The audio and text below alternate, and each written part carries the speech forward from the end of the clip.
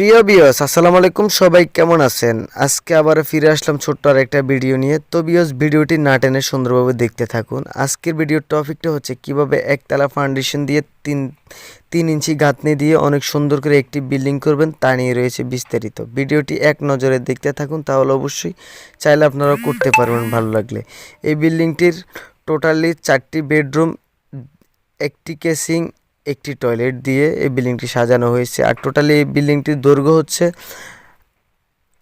33 fit, প্রস্থ হচ্ছে 24 fit, totally 792 square ফিটের মধ্যে এই বিল্ডিংটি করা। চাইলে আপনারা এরকম করে করতে পারেন। আর বিয়স অনেক ভাইয়েরা বলবেন যে আমি বলার আগেই বলে দিচ্ছি, আপনারা কমেন্ট করার আগেই বলে দিচ্ছি, 3 ইঞ্চি গাঁথনি দিয়ে বিল্ডিং করলে কি রিস্ক থাকবে না?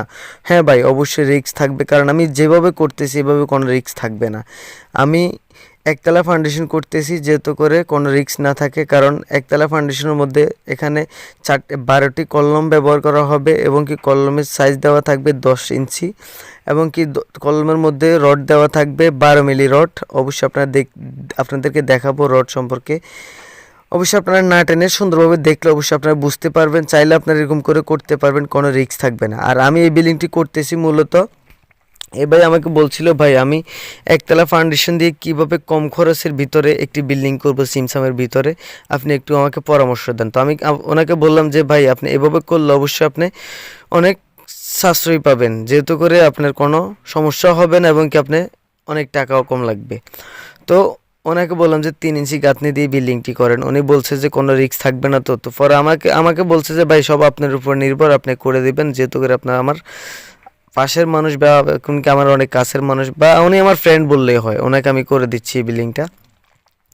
তো উনি অবশ্যই আমার উপর বিশ্বাস করছে, আমি সুন্দর করে ওনার বিল্ডিংটা করে দিচ্ছি। এক হিসাবে সব কিছু আমার মাধ্যমেই হচ্ছে। তো চাইলে আপনারা এরকম করে করতে পারেন কম খরচের ভিতরে একটি বিল্ডিং।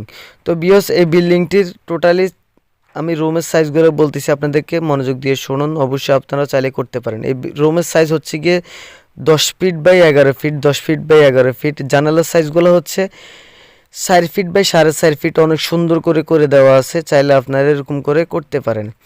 আর টয়লেটের সাইজ হচ্ছে গিয়ে 5 ফিট বাই 5.5 ফিট, কেসিংয়ের সাইজ হচ্ছে গিয়ে 5 ফিট বাই 5.5 ফিট। এখানে সামনেই করা হবে, অবশ্যই আপনারা চাইলে সুন্দরভাবে করতে পারেন। এখানে রুমের ভিতরে একটা সিফটি ট্যাঙ্কি করা আছে, সিফটি ট্যাঙ্কির সাইজ হচ্ছে গিয়ে 7 ফিট বাই 5 ফিট, অনেক সুন্দর করে করা আছে। আর সিফটি ট্যাঙ্কির সাইজ মানে মুখটা রাখবেন বাইরের দিকে, যাতে করে পরবর্তীতে কোনো সমস্যা না হয়। আর এই বিল্ডিংটিতে কোনো সিঁড়ি দেওয়া হয় নাই, পরবর্তীতে উনি চাইলে বাইরে বা যে কোনো এক জায়গা দিয়ে একটা সিঁড়ি করে নিতে পারবেন। আর এখানে 4টি বেডরুম, 4টি বেডরুমের সাইজ একই মাপের দেওয়া হয়েছে।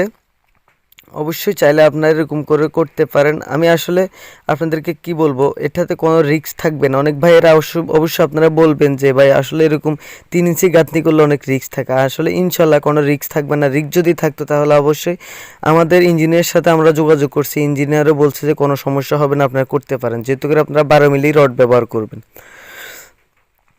তো বিয়স, আপনারা যদি মানে আমাদের ভিডিওটি ভালো লেগে থাকে তাহলে অবশ্যই আমাদের চ্যানেলটি সাবস্ক্রাইব করবেন, পাশে থাকা নোটিফিকেশন বেল আইকনটি ক্লিক করবেন, যেহেতু করে পরবর্তী ভিডিওটি সবাই রেখে পেতে পারেন। তো বিয়স, আমরা বাংলাদেশের যে কোনো প্রান্তে গিয়ে কাজ করে থাকি। আপনারা যদি কোনো আমাদের হাতে কাজ করলে করাতে চান তাহলে অবশ্যই আমাদের সাথে যোগাযোগ করবেন।